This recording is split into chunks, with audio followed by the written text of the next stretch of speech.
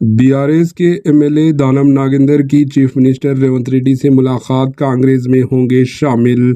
साबिका वजीर और बीआरएस रुकन असम्बली दानम नागेंद्र ने चीफ मिनिस्टर रेवंत रेड्डी से मुलाकात की। इन्होंने जुमे को वज़ीर आला की रिहाइशगाह पहुंचे और मुलाकात की। इस मौके पर डिप्टी चीफ मिनिस्टर मल्लू भट्टी विक्रमार्का, वजीर उत्तम कुमार रेड्डी और दीगर मौजूद थे। ऐसा माना जा रहा है कि वो बहुत जल्द बाज़ाब्ते तौर पर कांग्रेस में शुमालियत इख्तियार कर लेंगे। डी नागेंद्र शहर हैदराबाद के खैरताबाद हल्के से रुकन असम्बली एमएलए हैं।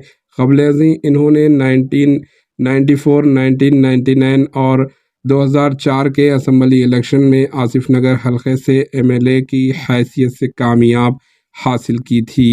इन्होंने 2004 के इलेक्शन से क़ब्ल टीडीपी में शुमालियत इख्तियार की और कांग्रेस के इख्तिदार में आने पर एमएलए की हैसियत से इस्तीफ़ा दे दिया था।